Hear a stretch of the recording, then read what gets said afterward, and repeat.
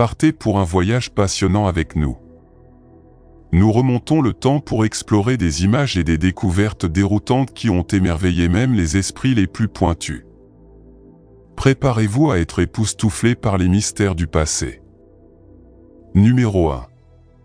L'île de Hook Monster Sea Hook Island, une île au large des côtes australiennes, est un parc national paisible connu principalement pour la plongée dans les récifs coralliens, mais il n'a pas toujours été connu pour sa beauté.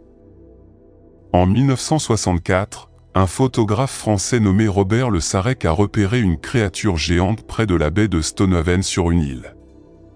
Au début, il pensait qu'il mesurait environ 30 pieds de long, mais ensuite il lui parut encore plus grand, peut-être plus de 90 pieds de long. Le Sarrec a décrit en détail à quoi ressemblait la créature.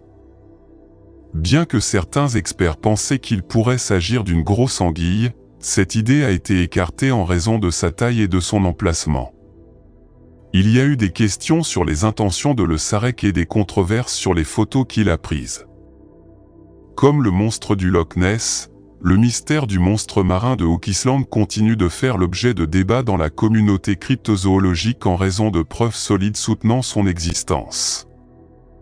Numéro 2. Dans le film emblématique Titanic de 1997, il y a une scène montrant un jeune garçon occupé à jouer avec une toupie sur le pont du navire. Il est intéressant de noter que cette scène est une reconstitution d'une vraie photographie prise à bord du Titanic. La photographie a été prise sur l'un des ponts supérieurs du Titanic quelques jours seulement avant que le navire tragique ne connaisse sa fin fatidique. La date était le 11 avril 1912. La photographie montre un garçon de 6 ans nommé Robert Douglas Peden, qui se divertissait joyeusement en faisant tourner sa toupie pendant que son père et d'autres passagers regardaient la scène. Le jeune Robert était un passager de première classe issu d'une famille aisée. Accompagné de sa famille, il voyageait sur le Titanic pour rentrer à sa résidence de Tuxedo Park, à New York, après une excursion familiale en Algérie. Mais qu'est-il arrivé à ce jeune garçon? Eh bien, j'étais profondément endormi lorsque le Titanic a heurté l'iceberg. Au milieu du chaos du naufrage, il s'est brièvement réveillé lorsque sa nounou, Elizabeth Burns, lui a assuré qu'elle l'emmènerait en voyage pour voir les étoiles. On raconte que Robert se rendormit sans se rendre compte du drame qui se déroulait. Lorsqu'il s'est finalement réveillé le lendemain matin, il s'est retrouvé dans un canot de sauvetage, ayant survécu à la calamité.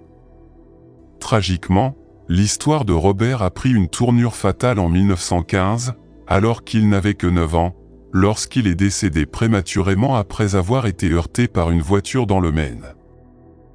Compte tenu du nombre limité de voitures sur les routes à l'époque, son accident se démarque comme l'un des premiers incidents liés à la voiture enregistrés dans l'histoire de l'État. Numéro 3.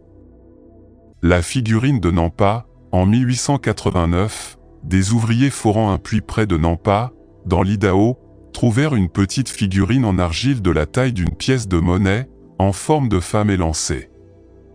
Une figurine a été trouvée à environ 295 pieds sous terre, ce qui a soulevé des questions sur son authenticité et son origine.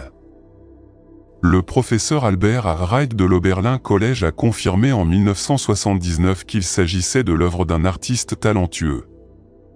Malgré l'usure, on pouvait encore voir ses traits clairs, comme une tête ronde avec des yeux et une bouche pâle, de larges épaules, des bras courts et de longues jambes. Il présentait également des motifs pâles pouvant représenter des vêtements ou des bijoux. Wright a comparé la figurine à des boules d'argile provenant du même endroit pour confirmer son authenticité. Les témoignages de ceux qui l'ont trouvée et d'un directeur ferroviaire ont soutenu son authenticité.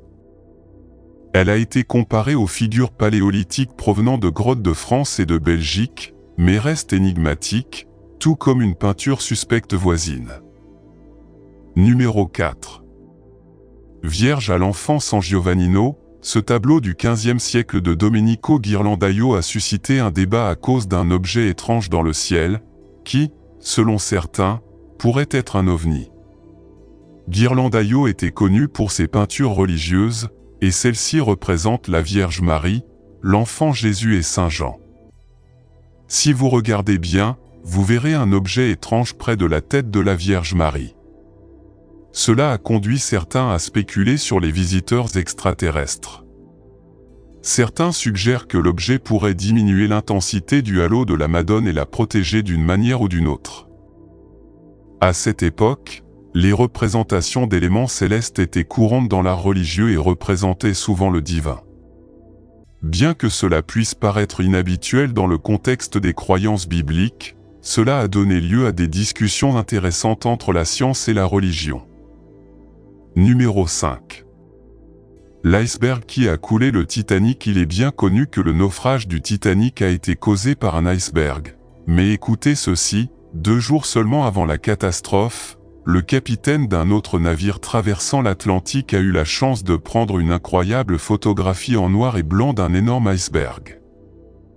Et le plus choquant est que l'on pense qu'il s'agit du même iceberg qui a coulé le Titanic.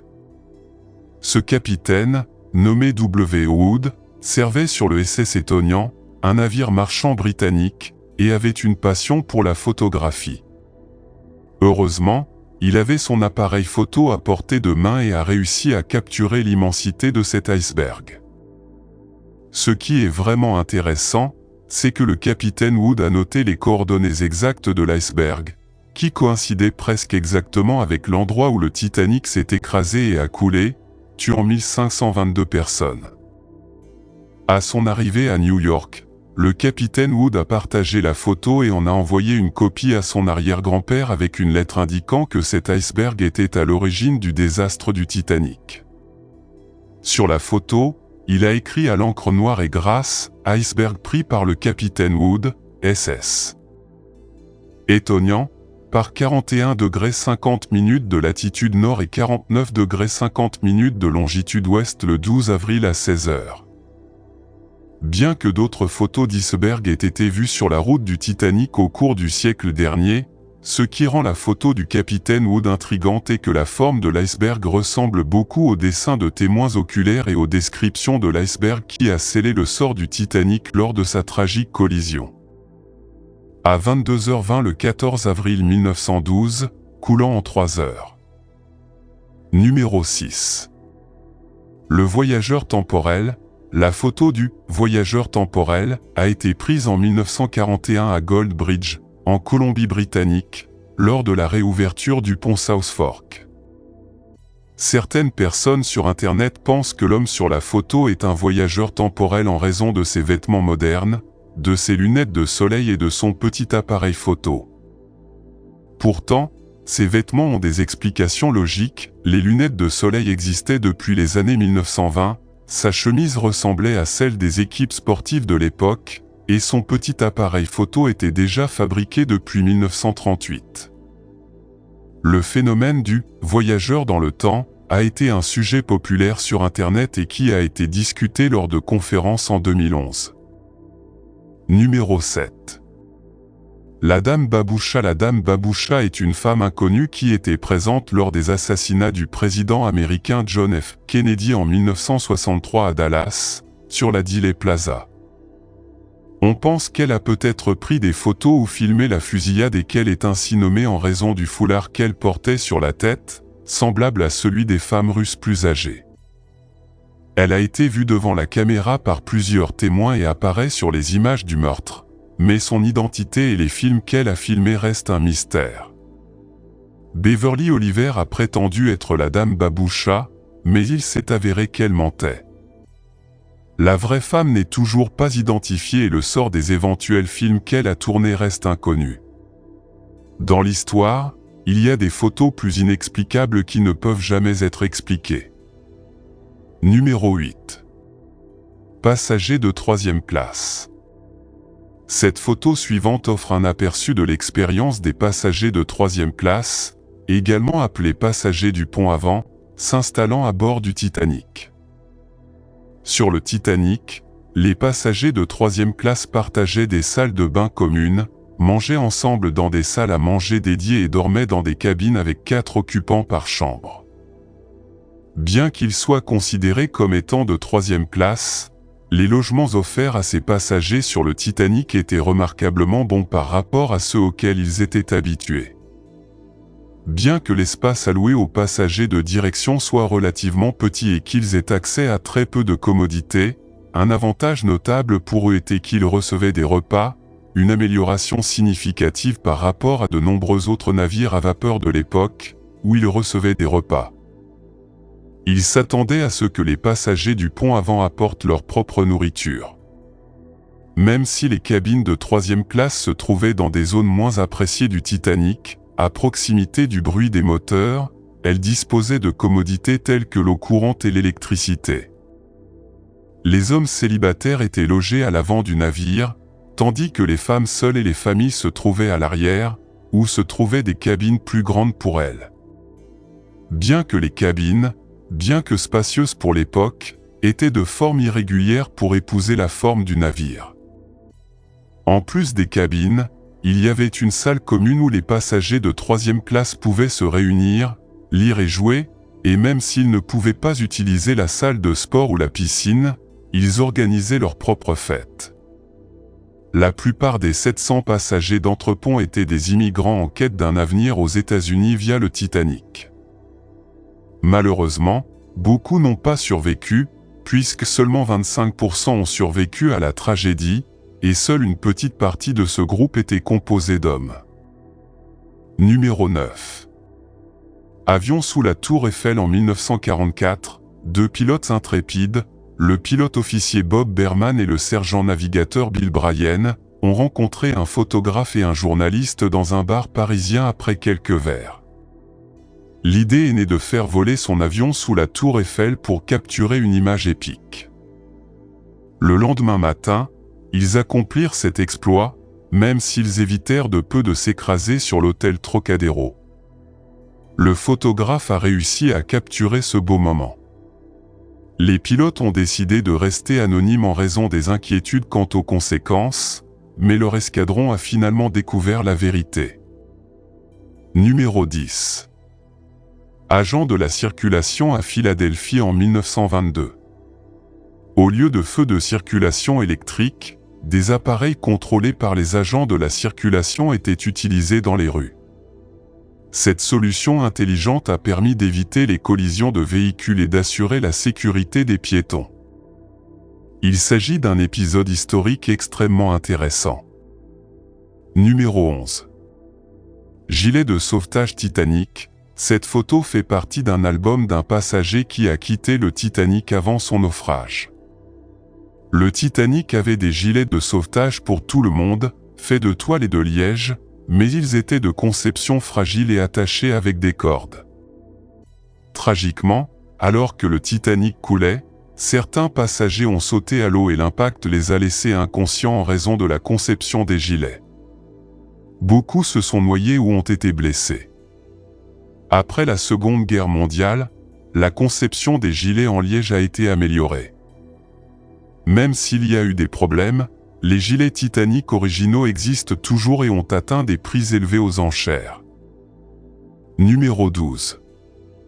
Soldat partageant sa nourriture, un soldat allemand de la Seconde Guerre mondiale, entouré de destruction, a choisi de partager ses maigres rations avec une femme russe et son fils. Ce moment de bienveillance au milieu du chaos et du conflit a été immortalisé en photographie. Ce qui était surprenant, c'est que la nationalité n'avait aucune importance à cette époque. Ce simple acte de compassion reflète le désir universel d'humanité et de survie. Numéro 13. Costume d'équitation lors des célébrations d'Halloween. Les festivités d'Halloween dans les années 1920 étaient sensiblement différentes. Il y avait des artistes costumés montant à cheval, ajoutant une touche mystérieuse à l'occasion. Certains se sont même déguisés en squelettes, créant une atmosphère festive plutôt que terrifiante. Ces cavaliers nocturnes étaient un spectacle unique et mémorable. Numéro 14. Athlète passant des cigarettes dans les années folles, une image du Tour de France, célèbre course cycliste, montre un décor insolite. Les athlètes ont échangé des cigarettes tout en pédalant sur le terrain.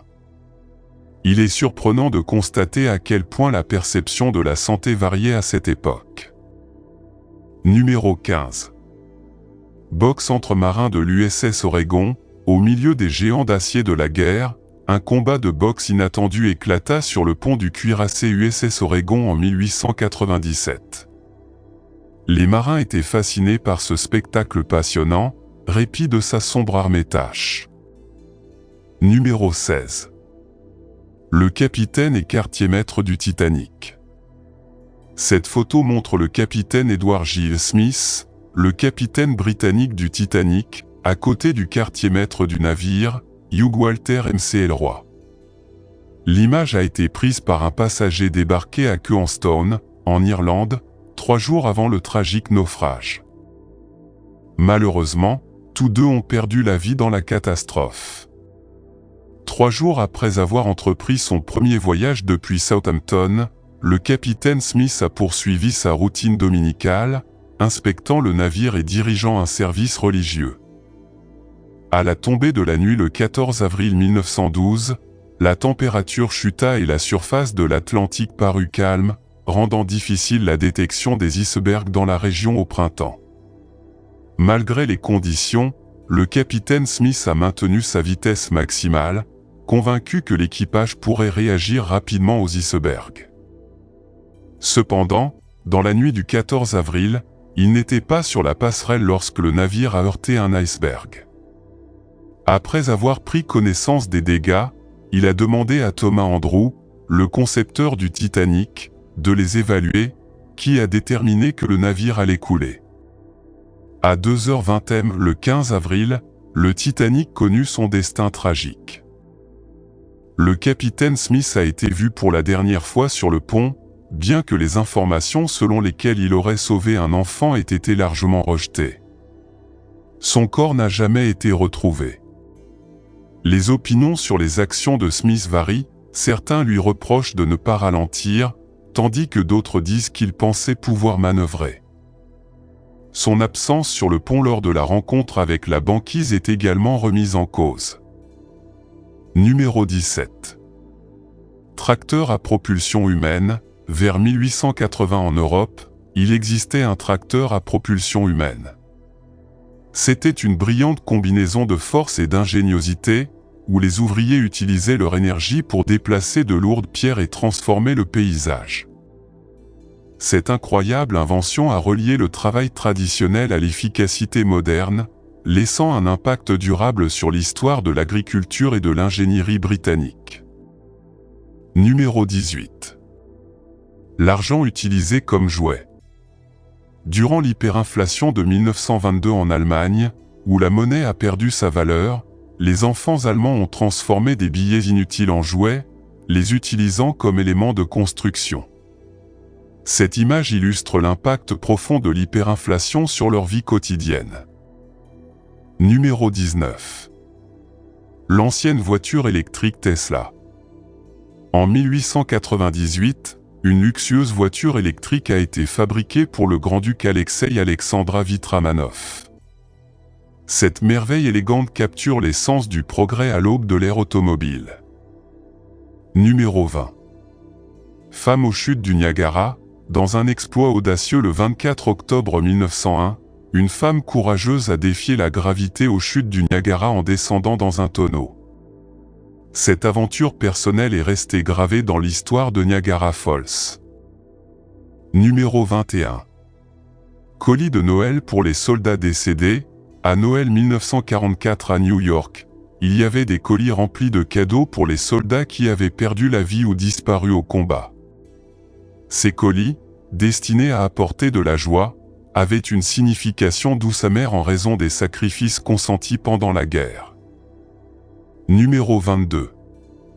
9 monarques. En 1910, lors des funérailles du roi Édouard VII à Londres, 9 monarques en exercice se sont réunis pour cette occasion spéciale et ont été photographiés.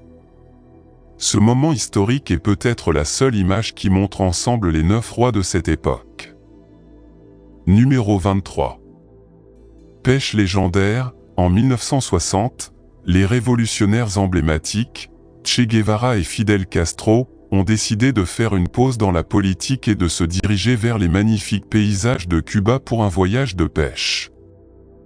En jetant leur hameçon dans les eaux scintillantes, ils ont renforcé leur camaraderie et partagé leur passion pour la pêche. Ce voyage de pêche est devenu une puissante métaphore des liens particuliers qui les unissaient. C'est un aspect surprenant et intéressant de ces personnages historiques dont on n'entend pas souvent parler. Numéro 24. 4 cavaliers dans la rue. Le 4 novembre 1973, 4 cavaliers parcouraient les rues animées d'Amsterdam. Cela s'est produit lors d'une journée sans voiture en réponse à la crise pétrolière au Moyen-Orient. L'Europe étant confrontée à une pénurie de carburant, elle a pris des mesures créatives pour préserver les ressources, comme l'interdiction de l'utilisation des véhicules à moteur le dimanche. Dans ce contexte, les 4 cavaliers ont embrassé une époque révolue, rappelant à chacun un souvenir nostalgique de ce qu'étaient les déplacements domicile-travail. Numéro 25. Einstein dérivant une équation.